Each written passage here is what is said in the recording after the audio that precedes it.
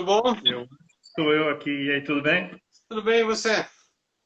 Tô tentando só ajeitar o ângulo disso aqui. Eu não sou muito bom nisso. Eu sou da época do pombo correio, você sabe? Ah, Então,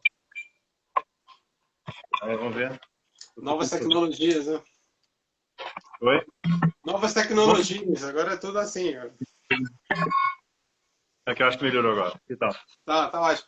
Bom, em primeiro lugar, parabéns pela evolução. Belíssimo disco, não? Legal, obrigado, obrigado. Deu trabalho, né? Um ano de preparo ao todo, né? Quatro meses de preparo e 8 meses de estúdio. Só que o mais engraçado é que esse disco, na verdade, foi feito durante 30 anos, né? Pô, é uma É evolução, porque, de certa forma. é por causa da minha biografia, depois eu entro em detalhes sobre isso, Sim.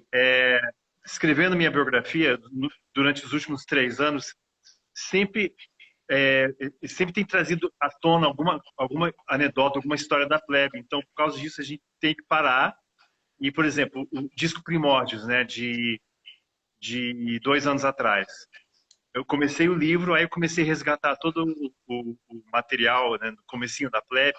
Aí eu liguei para o André, liguei para o Clemente, falei, cara, vem cá, a gente tem esse material todo que nunca foi registrado. Aí eu tive que parar o livro durante 6 meses. Aí retomei, né? E aí eu esbarrei nessa letra de evolução. E eu e o André, a gente já tinha isso há muito tempo, há 30 anos. E como eu era vizinho do Evandro Mesquita, eu levei lá para cobertura, que claro que o Evandro vai morar na cobertura, né? Eu sou Uhum. mero plebeu, morar no oitavo andar. Aí fui lá e mostrei música pro Evandro. E ele não curtiu, né? Aí eu fiquei pensando, pô, nossa, nem pra Blitz isso serve? Então a gente jogou fora a música, ficou arquivado. E eu falo isso com o maior respeito e carinho, porque eu adoro Evandro, né? Afinal, a Blitz começou tudo. E aí eu resgatei a música 30 anos depois, e tá aí, evolução. Uhum. Agora, é o disco mais. Ou melhor, é o disco menos plebe, assim, né? Tem umas coisas. Tem umas canções assim meio de apelo sinfônico, assim. Você tem umas construções de guitarras, de teclado, assim. Como é que você define essas sonoridades? É plebe não plebe, né? Plebe. Quando, quando apareceu, eu acho que a grande vitória foi ter conseguido convencer a banda, cá para nós, fazer um disco duplo. São 28 músicas inéditas e duas delas têm mais de 10 minutos, né? Sendo que o primeiro, lembra, o volume um foi lançado em dezembro, o volume 2 era para estar sendo lançado agora, só que, né, houve um É, pequeno contratempo aí, né? E eu não sei, muita gente não, eu acho que não conhece esse meu lado, assim, porque como a plebe já me projeta tanto, eu gosto muito de trabalho de bastidor. sim. E eu sou produtor musical, né? Já produzi mais de 30 discos. E trilha sonora. E depois a gente pode falar sobre isso. Tem um certo repertório aí também. Então tem esse lado meio orquestral, assim, que eu gosto de trabalhar, assim, teclado, né? E a plebe tem isso, uma coisa interessante. Por exemplo, a plebe tem cello, em Até Quando Esperar. Tem uma Sim. pequena orquestra regida pelo Jacques von Lendenbaum, em Bravo Mundo Novo, na música Aida, ah, na música Sua História, do disco Nação Daltônica, de 2015, tivemos a participação de uma sinfônica de 40 cordas na República Tcheca. E aí gravaram, e ficou lindo. E ficou tão bonito que a gente usou essa abertura nos shows, né, durante a excursão de 2015 a 2017, inclusive nos 7 shows que fizemos com Guns N' Roses, que a gente abriu a turnê Sim. brasileira dele. Então, aquele pé, aquele aparato todo tocando, orquestra sinfônica, né? Agora é caríssimo, né? Você quer gravar com som de Hollywood, beleza, são 3.000 euros por 2 minutos e meio. Então você tem que realmente estar preparado, né? E então isso, então dentro da sonoridade da plebe, é claro, tem umas músicas ali, se alguém ouvir no playlist Spotify, vai estranhar muito. A música que fala da Renascença, Belo Dia em Florença, né? Vai achar que a gente ficou louco, né? E que o Clemente traiu o movimento punk de vez, assim, né? É. Tem umas coisas assim extremamente inusitadas. Tem uma menina de 11 anos, né, a Ana Carolina Floriano, né, lá de São Paulo, que canta com a gente. Mas aí que tá, é um musical e é conceitual e é para ser apreciado como musical, sabe? Na época que as pessoas ouviam música, ouviam a obra inteira e não só um pano de fundo com headphone ruim enquanto está navegando, sabe? Música pra gente, pra nossa geração, tem um significado, é uma trilha sonora que sublinha assim todas as fases da nossa vida. E lembre que um disco, ainda mais um disco como Tommy, do The Who, é uma experiência extrasensorial. Você tem o peso do vinil, você abre, você vê as fotos, o cheiro do disco novo, sabe? E isso é importante. E o espetáculo Evolução, que será montado, né, o nosso diretor Jarbas Homem de Melo, ele vai dirigir o espetáculo, só que durante o levante da produção, né, tivemos esse pequeno contratempo. Essa gripezinha, como dizem aí em Brasília. Aliás, como eu sou de Brasília, aqui em Brasília a gente, o que não falta é babaca encontrando, como é que se chama? Não é anticorpos, não, é encontrando antídoto, né? Deixa eu só pegar a minha, me dá 10 segundos. Claro, né? claro.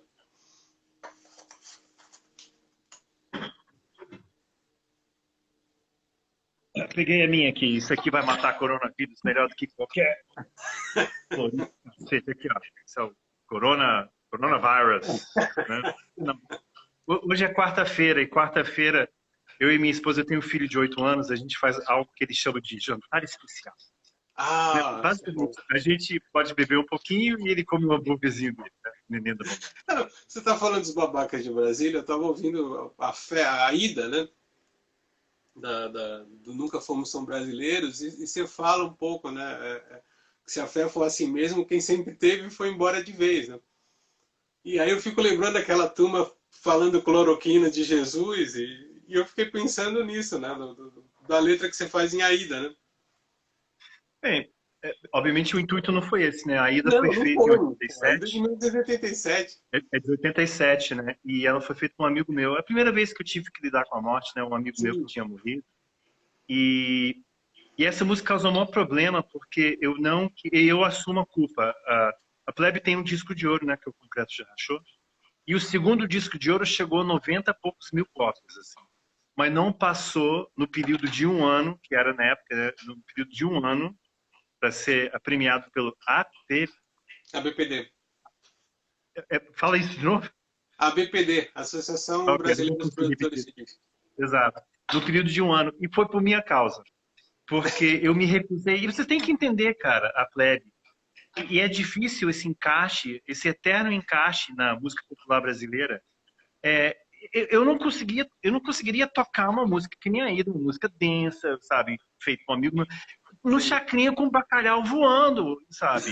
E com jurá, e com fonfon, sabe quando as chacretes rebolavam, aí quando chegava nas partes, fazia assim, oi, oi, oi, oi, oi, como se ninguém soubesse que tinha aí, mas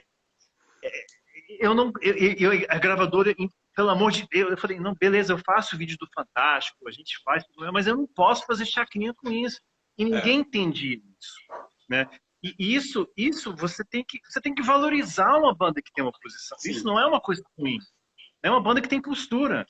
E o que eu tô vendo, ainda mais os remanescentes dos anos 80, é que o nego jogou a toalha mesmo, sabe? Né? Mas que tá, desculpa te cortar, mas tem aquele caso do Ira, né? Que vocês e o Ira se recusaram a botar toquinha de Papai Noel no chacrinha.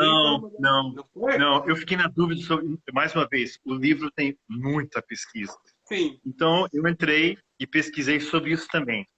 Eu encontrei o vídeo da música censura. Ó, a gente está fazendo nossa parte. A música tinha sido censurada, mas a gente está tocando censura no chacrinha com o chapéu de Papai Noel.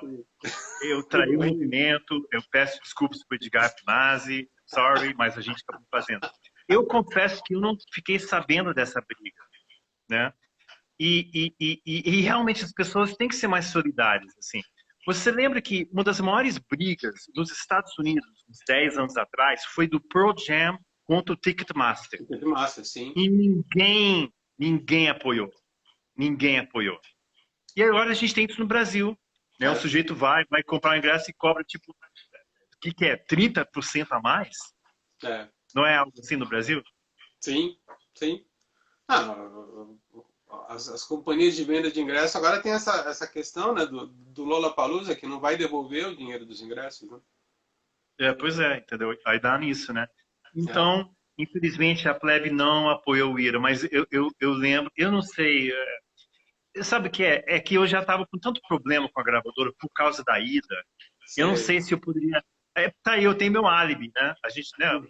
Não tem os babacas aqui, ó, eu não sou coveiro, eu não sou coveiro, né? Então eu tenho meu álibi também, se babaca pode, eu posso também. Então, eu não. Ó, eu já recusei, né? Eu já fui punk com a ida. Não tô sendo punk tocando censura no Chacrinha, porque a gente tocava uma música censurada. E na época, quem chefiava, né, a Polícia Federal era o Romeu Tuma, né? Sim. Isso está no livro, né? Então, eu já tô sendo punk. Então, eu tô traindo o movimento sendo punk ao mesmo tempo. É só plebe, meu. Você traiu o movimento, mas foi transgressor, né? Não, mas eu acho assim, que nem você pega uma canção como Até Quando Esperar, quando você fala com tanta riqueza por aí, onde é que está, cadê a sua fração? E aí você lê a notícia de que os milionários brasileiros ficaram mais bilionários durante a pandemia, é uma constatação triste de que nada mudou, né? Pois é, a plebe tem isso, né? O tempo inteiro eu escuto isso. Assim, as letras são extremamente atemporais e isso, tudo bem, como compositor, né? E como banda, como nosso posicionamento dentro da música popular brasileira, eu me sinto lisonjeado, a gente fica feliz, né? Agradecemos a preferência, né? Pela relevância da obra. Mas como cidadão e pai, eu fico puto da vida, sabendo Sim. que nada mudou. E é o seguinte, ó, muita gente toca até quando, né? E não é um hino marxista, tá legal? Calma que o Roger deve estar tendo um ataque, né, cardíaco agora porque o Traje toca. Até quando calma, não é marxista, calma, né? Mas é o seguinte, na verdade, isso veio em cima de uma frase do André X, eterno companheiro fundador da Plebe, alicerce assim, do rock de Brasília, e ele escreveu com tanta riqueza por aí, cadê sua fração? Aí eu acho que apareci com o resto. E para quem questiona hoje em dia, sabe, a distribuição de renda, assim, é muito simples. Nessa pandemia ficou cada vez mais claro isso. Ficou tão claro. A sociedade só não entrou em colapso absoluto por causa das pessoas que estão na linha de frente. Eu não estou falando apenas de enfermeiros e médicos, não. Estou falando do pessoal que está limpando o hospital, né? Estou falando do pessoal que está no caixa de supermercado, os caminhoneiros carregando os produtos, né? A sociedade só não entrou em colapso por causa dessas pessoas. Então está na hora deles serem recompensados, né, por isso. Tem uma coisa mais justa.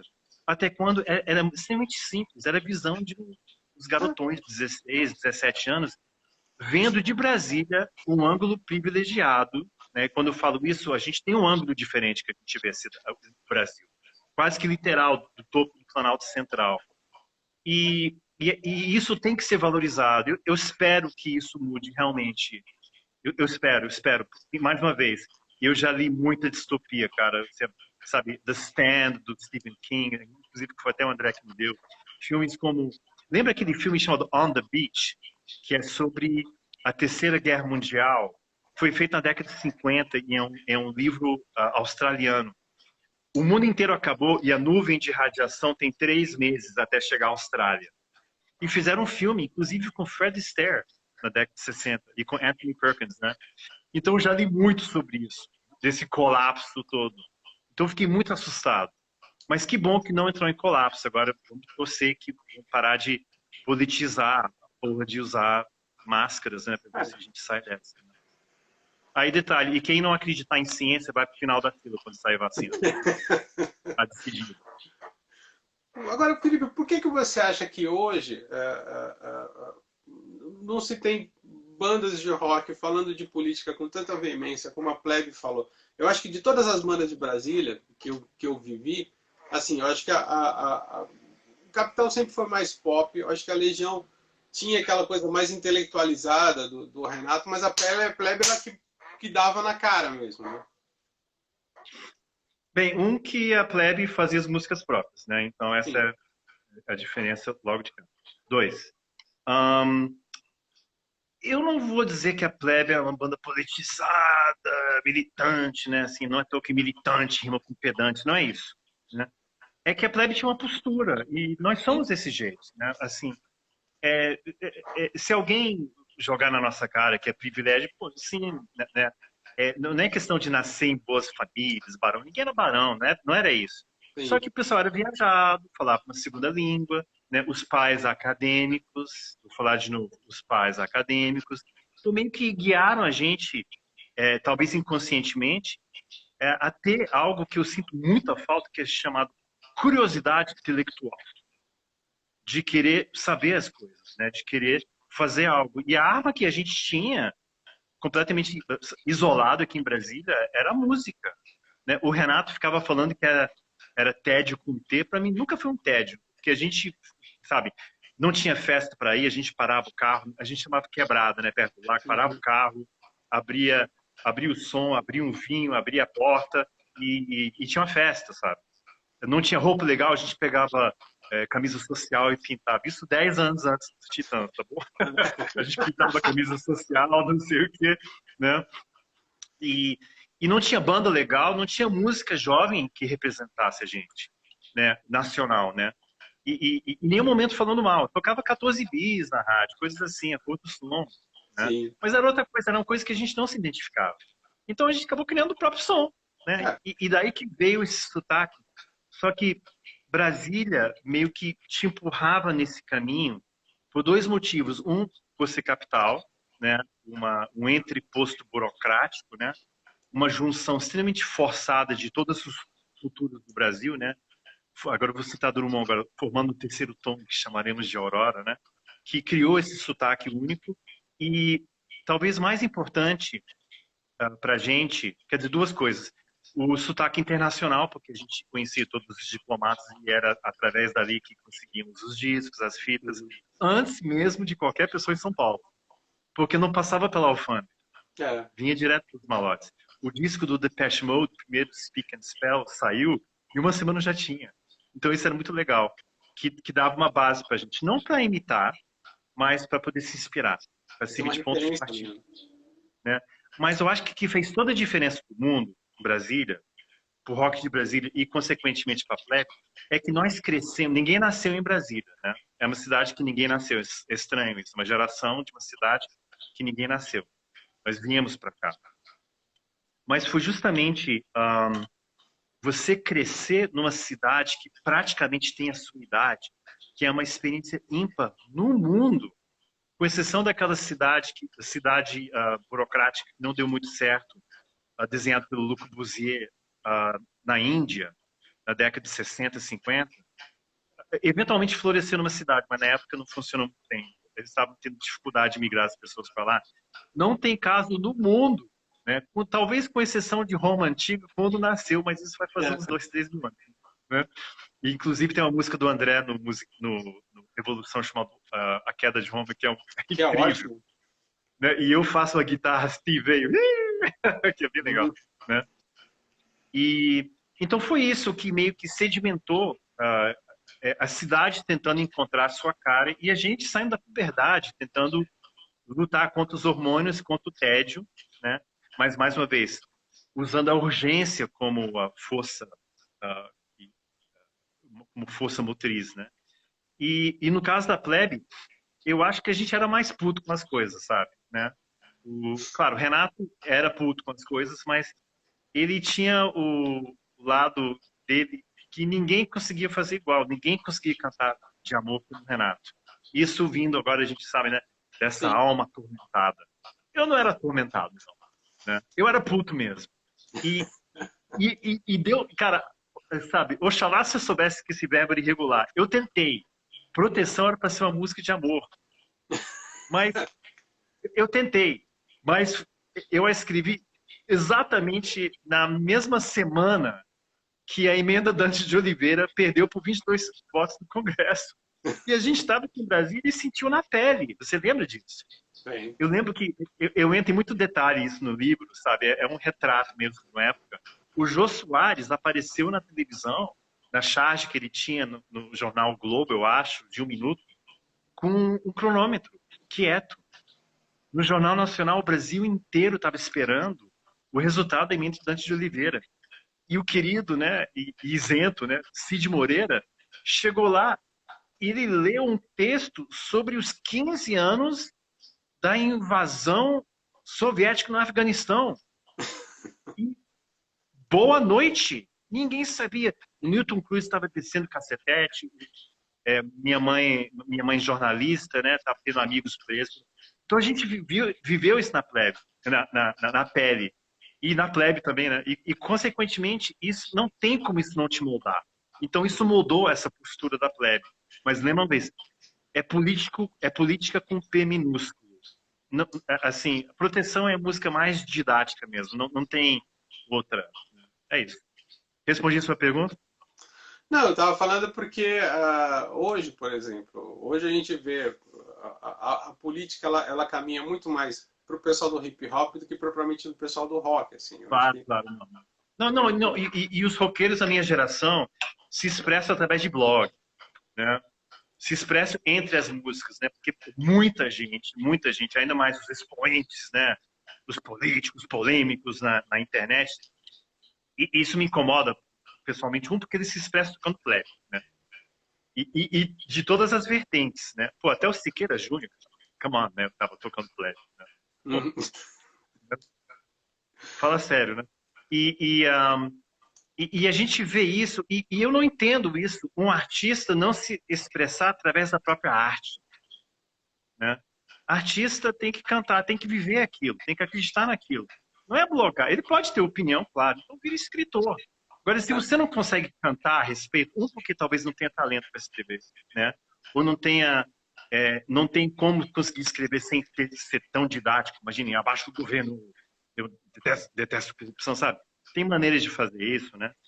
Mas eu vejo isso, eu vejo uma geração assim que passou os últimos 30 anos cantando só sobre bobagem, não adicionando absolutamente nada à grande discussão social no Brasil. E agora que tem uma ferramenta que você consegue ficar escondido em casa atrás, sentado de cueca, você pode despejar todo o seu rancor e ódio. Se expressa através da música, cara. E se você não consegue, eu peço, por favor, então pare de tocar plebe, cara. E são muitos, eu não posso citar um nome que eu conheço todos. Pare de tocar plebe, tá legal? Porque você não tá, sabe, não é pra você, não é uma ideologia de aluguel, tá legal? Sei. A gente fez essa música, a plebe sofreu na plebe por causa dessa música, né? Não é banda pop, não é não sei o quê. Então não faça isso, né? E é isso que a gente tem, né? Então fica difícil levar esse ativismo insosso a sério, porque você tem o cara blogando, aí ele vai cantar uma música dele, é a música pop, não sei o quê. Depois ele vai blogar com raiva, vai dar um discurso, aí ele vai tocar a música dele, é a música pop, entendeu? Desculpa, eu não aceito. Eu tenho um amigo Mário Mendes que fala que são os tensos do Facebook, né? Que é a turma do textão, mas na hora do embate não vai, né? Mas isso não quer dizer que ninguém, sabe, todo mundo tem direito de se expressar, ótimo. Mas eu sou old school, cara. Eu acho que artista se expressa através da música, sabe? E eu sou um cara, assim, você vê, obviamente você fez sua pesquisa, né, que eu te conheço. Sim. Eu não tenho muita presença online, né? E isso talvez vai ter que mudar agora. Isso eu acho que é a 4ª live que eu estou fazendo. Lembro que eu falei, eu sou da época do pombo correio, só que demora um pouco hoje em dia, né? Demora, e às vezes o pombo erra, ou chega um gavião, ou um carcará aqui em Brasília que come a porra do pombinho. Então eu não tenho isso, porque eu particularmente não gosto. Poxa, eu moro em Brasília, eu fico na moita, né? Tem meu filhinho, não sei o quê. Tá bom, chega o final de semana, eu vou lá, a gente vai lá, brinca de rockstar, rock and roll. Depois eu volto da minha pra casa, e sabe, eu tenho meu estúdio, eu trabalho, faço trilha sonora, fico quieto, sabe? Então, essa superexposição, eu acho que meio que tá matando, sabe? Ainda mais na época da pandemia. E é tanto ruído, a internet nada mais é que ruído. Então, essas pessoas ficam em casa imaginando, ok, tudo bem, a música já não me expõe tanto. Então, como é que eu consigo falar? Já sei, se eu falar isso, o fulano vai retweetar e vai causar uma polêmica, É. e eu vou ser o único da minha geração que vai apoiar isso, vai apoiar aquilo, e fica uma bobagem. Então, para encerrar esse assunto, Uhum. uma dessas pessoas, né, dos blogueiros da internet, me falou uma vez que estava meio triste, porque a Folha de São Paulo não estava levando ele a sério. Eu comecei a rir, falei, porra, cara, eu não te levo a sério. Sabe o que você chama isso? É o conjunto da obra. Tu passa os 30 anos falando merda, falando bobagem, e agora quer ser levado a sério? É que nem o Roy do Menudo. Lembra do Menudo? Lembro. Que o Robbie, virou grande produtor agora. Mas ele montou uma banda muito legal, por sinal, chamada Maggie's Dream, né, Sim. na década de 90.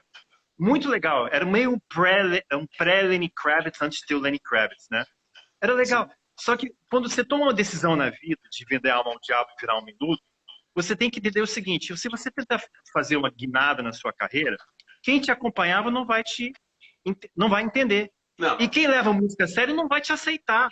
Então, seja coerente, cara. Toda banda que eu produzo, eu falo assim, pessoal, é o seguinte, seja coerente, não mente, seja você compõe as próprias músicas, não estou pedindo muito.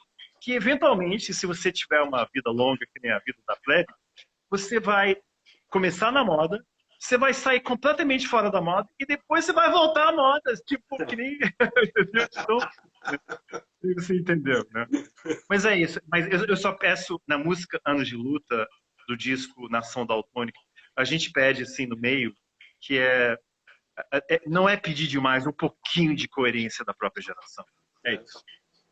Agora, a gente teve uma pré-conversa, você falou que um dos grandes shows que eu vi da Plebe foi no Caiçara Music Hall, em Santos, 1986, abrindo, que era uma turnê conjunta com o Zero. E agora você fala que você está fazendo uma autobiografia, que você fala que você sacaneava o Zero naquela turnê. Como é que é? Demais. Logo de cara, eu fico puto, adoro o Guilherme, né? Cara, era muito engraçado. É porque o Zero tinha figurino. Tinha, né? tinha. Né? E aí você vê, e tinha uma ombreira também, né? E a gente morria de rir, bando de punk insolente, assim, né? E teve uma vez que a gente fez o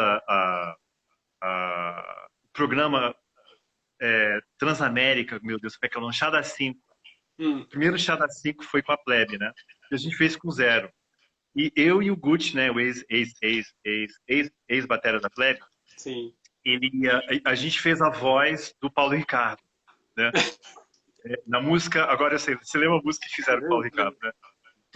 O tempo voa e agora eu sei, né? E aí tava assim, o Guilherme, o que isso me traz de dor, e eu e o Gucci, o que isso me traz de dor, né? Isso, né? E ficou, que isso me traz de dor. Aí eu lá, isso atrás, que dor! Bicho, o Guilherme falou isso, seu filho da puta! Minha avó tava escutando isso, Beto! Cara, sério, qualquer outra banda, isso teria sido uma confusão geral. Sabe o que isso se chama na Plebe? Ah. Terça-feira à tarde. É isso que a gente fazia. É isso que a gente fazia. Era o tempo inteiro, Paralamas. O Capital, então, cara, desde o começo, né, do aborto elétrico, a gente ia lá, sabotava, desligava a chave geral. Aborto ensaiando, né? E sempre o Fê, né? Aí desligava a chave geral, parava tudo, exceto a bateria, né? Aí a gente ouviu o Fê, porra, Renato, eu não fiz nada. Aí quando o Renato ia tocar o baixo pra mostrar que não tava fazendo, a gente ligava de novo, cara. Isso eu acho que era uma quinta-feira, final da manhã. Mas o Caiçara foi muito legal, o público de Santos era incrível, né? E fizemos a excursão do Suzy and the Banshees lá, né? Inclusive, tem tanta pesquisa por trás do livro, tem uma coluna do Tom Leão fazendo a crítica desse show, enaltecendo a Plebe e criticando seus eventos, que ele falou que não foi bom. I'm sorry, não consigo aceitar isso não. Suzy é Suzy. Tom Leão, Suzy é Suzy. Eu sei que você gosta da Plebe, mas Suzy é Suzy. Você checou com a Marielle, se o road de vocês deu porrada no road da Suzy mesmo, não? Eu entrei em contato com a Marielle, inclusive o Remy, o ex-marido dela, né, o pai do Felipe, ele faleceu recentemente, né? Então, eu não achei apropriado e eu só mandei. Mas eventualmente deixa eu só passar isso, né? Porque era o ex-marido dela que faleceu. E que era da banda Mel da Terra, que era uma banda assim, seminal de Brasília, obviamente na linha pelo nome, né, da É. MPB e tudo mais, mas foi extremamente importante, né? Aí chegaram os punks também, aí não tinha como segurar, né? Mas foi uma grande perda para Brasil. A gente tá muito Não, triste. eu tava naquele show de vocês abrindo pra Suzy. Na verdade, foi uma sacanagem, porque o show era um show de vocês, e aí a Suzy veio e adequaram, e vocês acabaram virando banda de abertura. E eu lembro que A gente, vocês eles tocaram colocaram no. uma cortina, Isso, colocaram uma cortina na frente e a gente teve que tocar com uma bateria estilada. sim. Que não chega a ser ruim, né? Se tocar oposto, completamente do outro lado do baterista, nunca é uma coisa ruim. Mas mas foi um pouco estranho tocar naquelas condições, né? Mas a banda de abertura sempre se ferra. A É, gente deu o apelido de Querelli, né? Com os Rhodes, assim. E lembra, Suzy Lumetes foi a primeira banda alternativa dessa leva, década de 80, que tocou no Brasil, sim. né? Eles estavam lançando o disco Citizen, eu não sei, o nome do Tinderbox. disco é... Oi? Tinderbox. Tinderbox. Tinderbox, Citizen das, né, estouradão É. na rádio. E, imagine, cara, eu cresci ouvindo Suzy, né? A primeira fita, agora a gente tem que voltar um pouquinho. Eu acho que eu estava a caminho de ser médico ou ser um advogado, né? É que, sendo fã do Al Pacino, tem um filme do Al Pacino chamado Justiça para Todos, and Sim. Justice for All, que ele dá um discurso, inclusive eu falo isso porque tem horas que eu confronto os políticos aqui em Brasília, né? E tem uma hora, lembra que ele está dando discurso para defender um cara que é um pilantra, um juiz safado, mas É. ele tem que defender. E o discurso de abertura dele é clássico, porque, e Justiça para Todos, cara, é só ver os últimos 10 minutos, né? É incrível isso. E, cara, Sim. continua. O Sidney Lumet, não é? Oi? É Sidney Lumet o filme, não é?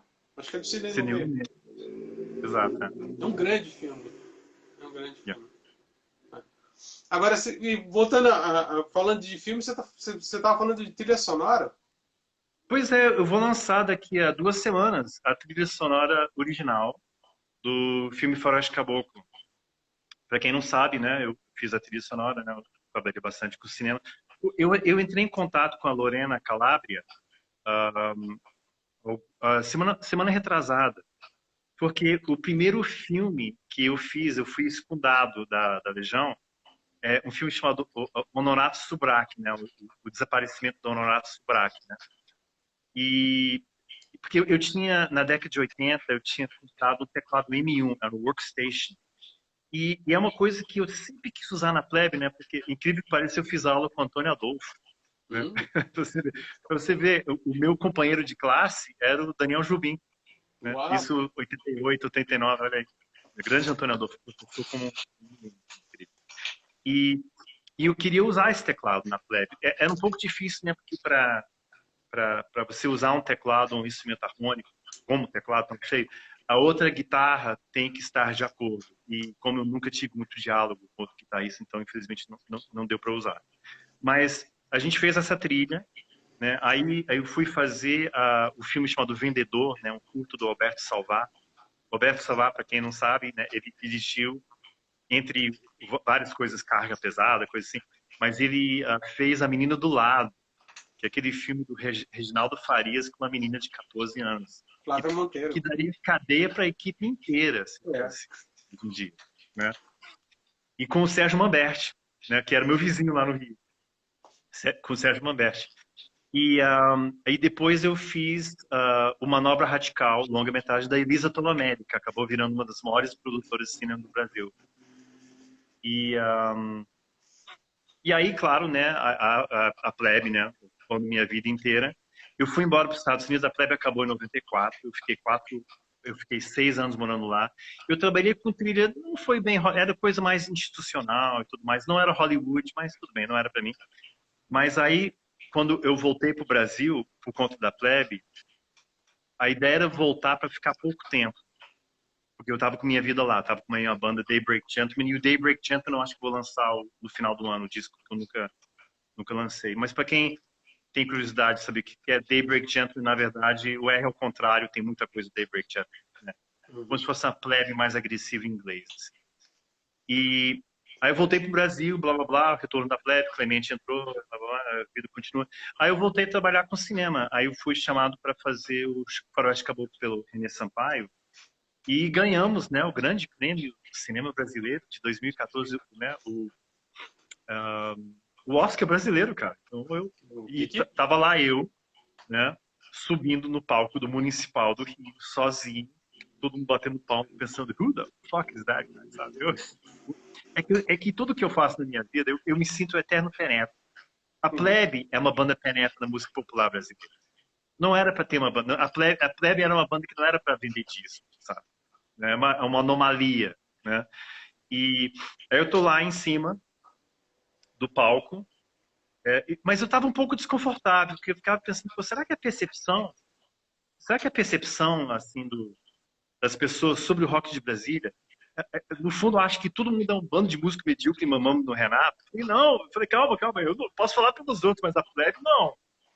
O Renato era o nosso amigo, o Renato era fã número 1 da Plebe, assim, ele não era o nosso provedor, sabe?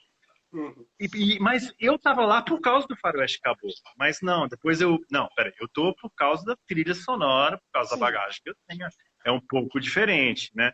E foi muito legal, cara. E depois era uma fase que a gente estava tentando gravar o disco na Ação Daltônica.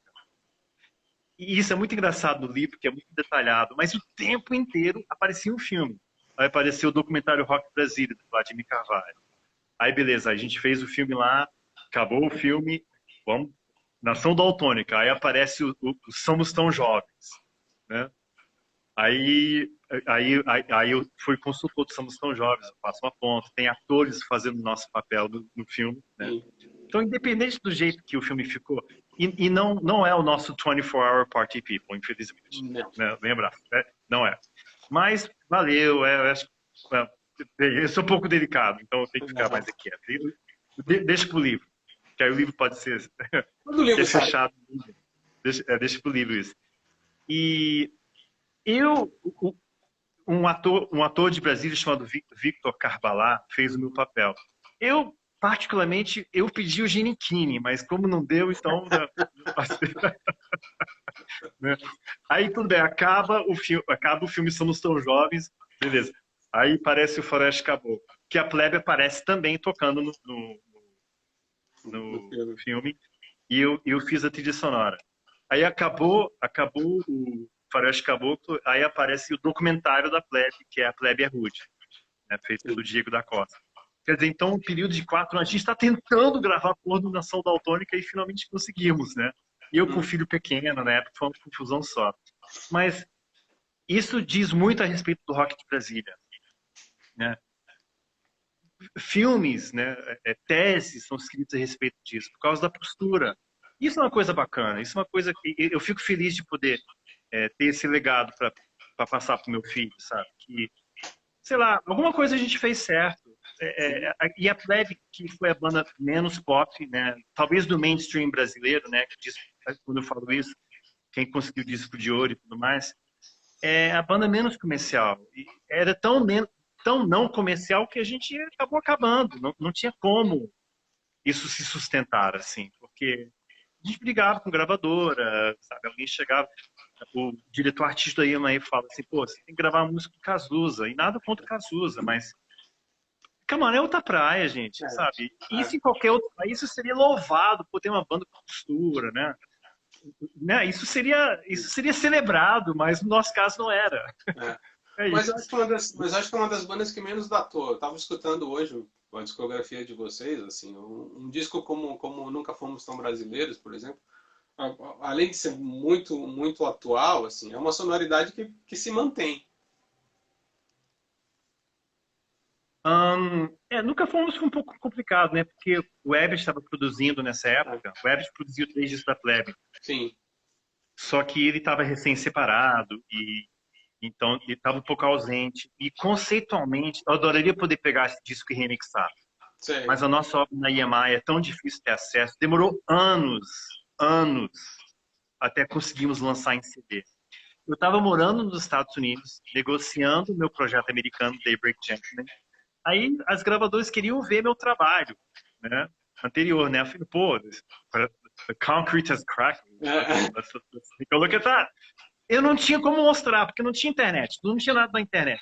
Não tinha CD, cara. Era um absurdo isso. E um disco, pô, Concreto já rachou, junto com, eu acho que País Esse da Legião, tá entre os 100 discos mais importantes da revista Rolling Stone, da MPB brasileira. E eu não conseguia ter em CD.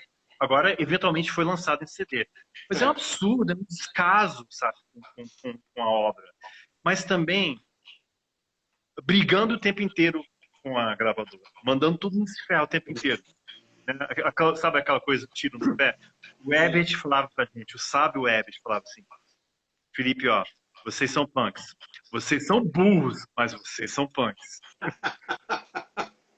Aliás, você tá falando dessa coisa de sacanear. Eu tenho um amigo de uma banda mineira, cujo nome eu não vou falar, e tava puto com vocês, porque vocês foram tocar em Belo Horizonte, aí você falou assim, sabia que o público de Belo Horizonte gostava de rock? Porque aqui só tem Skank e Jota Quest, mas tem que vir uma banda de rock pra tocar aqui. A gente falou isso? Você falou isso? Eu? Sério? Sério? Não, eu conheço todos do CQ. Não, a gente sacaneia sempre, claro. Né? Então, mas não. Eu teria falado de uma maneira mais eloquente, mais elegante. Mas na base, pô, tinha o sexo explícito, tinha umas coisas assim, do comecinho lá de BH. E é um público maravilhoso, sempre que a gente vai para BH, muito bacana. A gente tocou, o último show em BH foi em frente ao Mineirão, né? Não, Mineirinho, é o ginásio, né? Eu e o cliente, a gente participou do Baú do Raul no Mineirinho, e do lado de fora do Mineirão montaram um festival de cerveja. E tava lá o pessoal do Skank, tava lá o pessoal do Jota. Talvez foi isso, talvez os Sacrins Caras estavam na plateia. Né? Porque os filhos deles estavam tocando em banda, mas eles também aproveitaram para ver a série, né? Então são colegas. Mas, cara, a gente sacaneia, cara. Né? A gente sacaneia. E isso que a Plebe faz, sabe? Do aborto a... joga o nome que a gente já sacaneou o cara. E falta um pouco dessa malícia. O Herbert adorava isso, cara. A música é minha renda. A gente não conhecia o Herbert. A gente estava aqui em Brasília, ralando, apanhando a polícia, mandando música para censura, apanhando de Playboy, não tendo lugar para tocar, em 83, 84. E a gente fez uma música sacaneando o Herbert, cara. Tenta imaginar. A Legião, né? Que país é esse? A Plebe, né? A proteção. E os Paralamas... os Paralamas do Sucesso vão tocar na capital. Minha prima já tá lá. Sua prima tá onde? E você também vai. Sua prima tá lá, você vai. Você tá maluco, cara? A gente tá apanhando aqui. E isso agora, eu assumo tudo. Isso me deixava muita raiva, porque eles estavam falando que eles eram de Brasília. Não são de Brasília, são uma banda carioca. E só o swing carioca lá do Barone, que poderia ter ajudado o Paralamas a virar o que virou. Mas o Herbert e o Bi moraram em Brasília. E isso fez toda a diferença do mundo. Jamais uma banda carioca conseguiria fazer uma música tão densa quanto da época, claro, né? Alagados, um Beco Selvagem. Isso veio de Brasília. Isso tá no DNA do Herbert, assim, de Brasília, né? Então, tá lá a gente tá aqui em Brasília ralando, né? E os caras estavam gravando. E a gente pensou, cara, a gente tá lascado, isso não vai acontecer nunca. Porque é isso que está tocando na rádio. E a gente está longe, né? A gente longe demais das capitais. E o que a gente faz? O que a Plebe faz? Faz uma música sacaneando o cara. Sacaneamos tanto que ele só não gravou a música e cantou o verso. Já sei que eu vou fazer para ganhar muita grana. Vou mudar uma... Ele cantou no Fantástico, cara. Isso é sacanagem. Isso que a Plebe faz, cara. A gente perde a piada. A gente não perde a piada, mas perde o amigo. Agora, de volta à Evolução, assim, é um disco muitíssimo bem gravado. A Queda do Império Romano é uma grande canção. Eu fico imaginando o trampo que deve ter sido para gravar esse disco. Né? Foi. Eu tenho... normalmente eu faço... As poucas lives que eu já fiz, eu faço no estúdio, né? Então tem... vasto aparato lá que é bastante visual também, mas são ferramentas, né? Tem uma porrada de guitarra, bateria, não sei o quê. Mas quando eu mudei de volta para Brasília, Eu mudei de volta em 2002, 2003. Eu estava no Rio. E para mim, pessoalmente, foi uma grande perda de tempo, né? E eu tinha que sair do Rio. Mas aconteceu algo que eu não estava esperando, que eu voltei para Brasília, mas eu ia mudar para São Paulo e montar meu estúdio em São Paulo. Mas aconteceu algo que eu não estava esperando. Me apaixonei. Né? Estamos casados há 16 anos, a gente tem um filhinho de 8 anos e meio, né? E tô aqui, e sabe uma coisa legal? Agora que o Brasília tem esse aeroporto maravilhoso, o legado da Copa, que não foi um dos mais corruptos, né? O Mané Garrincha, sim, o aeroporto nem tanto. Eu posso estar em qualquer lugar, assim, ó, né? E a equipe da Play toda está montada em São Paulo, o Clemente está em São Paulo, então a gente se encontra nos lugares e funciona como relógio. Ainda mais com o Clemente, que o Clemente é o Clemente. Tudo bem que ele traiu o movimento entrando para a Play, mas o Clemente é o Clemente. Né? E quando eu mudei para cá, eu queria ter autonomia, porque eu fiquei um pouco mal acostumado, né? Eu gravei muitas coisas do Daybreak Gentleman nos melhores estúdios de Nova York. E aí eu chegava com a malandragem carioca. Eu chegava no estúdio e falava o seguinte, pessoal, ó, eu sei que o estúdio está parado, eu tenho $1.000 aqui, eu não quero nota fiscal, eu te dou, me dá o final de semana. Cara, sabe onde eu gravava? Eu gravava no Baby Monster, onde o Ramones gravava. Eu gravava a bateria.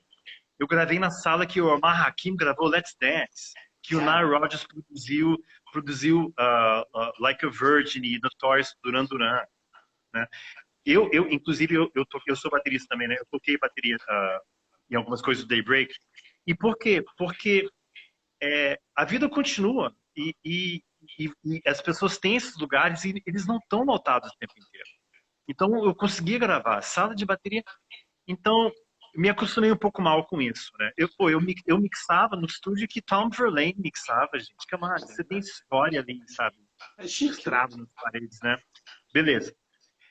Quando eu montei meu estúdio, foi um investimento enorme, assim, um estúdio profissional, blá, blá, blá. Mas, mais importante, eu queria ter autonomia. E isso que a Plebe tem. Há 15 anos, trilha sonora, coisas orquestradas, o filme Federal do Eric de Castro com Celto Mello foi gravado aqui, trechos até parte do diálogo do Faroeste Caboclo, alguns trechinhos foram feitos aqui. Os últimos 4 discos da Plebe, toda a produção, não sei o quê. Por 2 motivos. Um, eu teria que ter alguma coisa para fazer em Brasília. Né? E eu vou fazer o quê aqui? Né? E 2, essa autonomia foi super importante e essa proximidade do André, porque sem André não tem Plebe, né? André foi o fundador, o André que me convidou quando eu tinha 14 anos de idade. E foi muito legal porque, com todo mundo apresentando as músicas pro disco, deu um corpo, né? Foi a primeira vez que realmente o Clemente chegou com algumas coisas, né? Tanto que, com a Nossa Senhora, faz tempo que eu não escuto o disco, a música do Clemente é parte 1 e parte 2. Depois procura, é parte 1 e parte 2. Luz no Fim das Trevas, que o Clemente fala da chegada do luminismo. E é uma coisa até meio erudita, assim, é engraçado isso, né? Porque, bem, todo mundo era filho de acadêmico, né? O André, um grande estudante de história, o nosso baterista Marcelo Capucci, né? Ele é professor, vice-diretor de escola, né? Quer dizer, diretor de escola. O Clemente, né? Sabe, o Clemente é o Clemente, né? E deu nessa obra muito legal. E quando ficou pronto o disco, não, minto, quando ficou pronta a demo, e eu como produtor, eu não gosto de fazer demo. Eu não trabalho com demo. Eu gosto de gravar para valer. Eu prefiro ensaiar pra cacete, vamos ensaiar, aí a gente grava. Porque você acaba, ainda mais banda nova, ele acaba se acostumando com a sonoridade da demo e ele acha que é isso. Eu tento explicar, cara, ó, se eu estou dando alguma sugestão, eu estou dando uma sugestão que é ruim ou você está tão acostumado com o outro que você não consegue ver qualquer, sabe? Então eu não trabalho com demo. Mas no caso de Evolução, a gente teve que trabalhar com demo, que eram 28 músicas. O Clemente está em São Paulo, então dá-lhe MP3, e depois eu precisaria vender o peixe para o pessoal do teatro. Então, quando acabou a fase de demo, eu liguei para um colega meu, o Fábio Yoshihara, ator de Broadway Brasil, né? Sabe o cara que canta de verdade? Sim. Ator. O Fábio fez o Rent, fez tipo 600 apresentações com o Fantasma da Ópera, Broadway Brasil. Aí eu liguei para ele e falei o seguinte, ó, a gente está com essa obra aqui e tal, o conceito, né, são 200 mil anos de história de evolução a partir do Homo sapiens, né? Eu não sei exatamente o que fazer, né? Aí ele falou assim, espera um instantinho, deixa eu ligar para um colega meu, né? Aí em meia hora eu já estava falando com o Jarbas Homem de Mello, em meia hora, né? Mas por que a gente consegue chegar numa entidade do teatro brasileiro assim tão rapidamente e se interessou, já foi comprando a ideia? Eu até brinquei pro Jarbas, né, que ele é fã da Plebe. Aí o Jarbas, pô, legal. Eu falei, calma, Jarbas, você não viu ainda. De repente é ruim, você nem sabe. Calma, calma, calma. Mas claro, ele curtiu pra caramba. Mas como é que você consegue chegar nas pessoas assim? É simples. Sendo uma banda coerente, cara, sabe? As pessoas sabem o que esperar da Plebe. Sim. Sabe que não vai ser uma coisa pop, babaca, ou uma coisa, sabe, terceirizada. Não, a gente escreve as próprias músicas, a gente tem essa postura. E eu fico feliz com esse respeito que a banda tem. Isso é muito legal. Então abriu muita porta. E a gente estava fazendo o levante do espetáculo, né, de acordo com a Jabas, ele queria 15 pessoas no palco, entre cantores e dançarinos, ou os dois, né, com o sistema sem fio, a banda em cena, só que tivemos esse pequeno contato. É. Então vai ficar para o ano que vem. Né? E o Felipe, volume 2, né? E o volume 2, né? a gente tá chegando no fim do bate-papo, o Instagram vai cortar a gente daqui a pouco. Vamos lá. A parte 2 sai quando? E quando é que sai a tua autobiografia? Talvez final do ano, né? Porque a autobiografia é uma coisa, porque eu sou palestrante também, né? Sei, Então era para ser. É porque, na verdade, o livro nasceu da palestra. E sei. tem histórias tão inusitadas, porque não é uma autobiografia, a gente fez isso, fez aquilo. Cara, começa no fim do século XIX, com meu bisavô. Meu bisavô era o Ricardo Jorge, tem estátua dele em Lisboa. E ele depois virou ministro da Saúde. Meu bisavô foi o responsável, ele teve que lidar com a pandemia também. Sei. Então, o último capítulo vai abrir com ele lidando com a pandemia, fazendo a ponte, né? De como se lida com essas coisas de verdade há 100 anos atrás. O meu bisavô foi o responsável pela proibição da Coca-Cola. E quando ele defendeu isso e proibiu Coca-Cola durante 40 anos em Portugal, ele usou o anúncio que foi feito pelo Fernando Pessoa. Primeiro estranha-se, depois entranha-se. Ele usou isso para explicar, gente, isso não faz bem, né? Foi aí que nasceu o DNA Punk. Aí eu cresci nos Estados Unidos durante, né, a década de 60, guerra do Vietnã, luta pelos direitos civis. Meu pai trabalhava com Kennedy e com Nixon e minha mãe me levava para passeata pedindo a renúncia do Nixon e batendo panelaço para acabar a guerra do Vietnã. Uhum. Aí eu venho para Brasília, com 10 anos de idade, meu avô deputado da Arena, e eu jogado numa escola internacional, com pessoas do mundo inteiro na minha sala, e tentando navegar a pré-adolescência. Aí eu conheci o André Petróleos, e o Renato. Então é muita história, né? Muita história. Eu tô louco pra Então ler isso esse só livro. talvez no final do ano. Eu acho que tem que ser no final do ano. Me dá a sugestão. O que eu faço com esse livro? Lança agora no final do ano. Eu acho que as pessoas têm uma curiosidade. Estão saindo biografias muito interessantes. Saiu a do Thunder, saiu a do Bruno Gouveia. E eu acho que as pessoas estão querendo saber um pouco mais sobre a história do rock nacional. O Alright. próprio Renato nunca ganhou uma biografia à altura dele. O Dinho prometeu uma biografia que nunca saiu. Eu acho que é fundamental que as pessoas. Não, perdão, o Renato ganhou a do Carlos Marcelo, que é muito boa. Carlos Marcelo, claro. Sim. Né? Tem que fazer justiça a isso. Mas eu acho que você tem que lançar esse livro. Lança em janeiro. Mas eu estou na fase final, assim, de só tirar um pouquinho de detalhe, né? Assim, está 99% escrito, mas tem que ter o último capítulo. Sim. Tem que ter o último capítulo. E começar com a pandemia, né? É A pandemia maravilhoso. em Portugal, né? Na Europa, que meu bisavô lidou, e fazer essa ponte. porque é tão esdrúxulo. A gente fez um show outro dia, eu toquei com um bando de carro estacionado, É, né? é. Num drive-in, assim, foi muito louco isso. Então, vai passar, vamos torcer que, né, venha o mais rápido possível essa vacina, mas que nem eu falei, ó, quem duvidar da ciência vai pro final da fila. Aí você vai ficar rezando para poder curar. Mas, cara, muito obrigado. Eu que Sou agradeço. um grande fã e bom jantar especial hoje, né? Opa, legal. Falou, professor. Obrigado.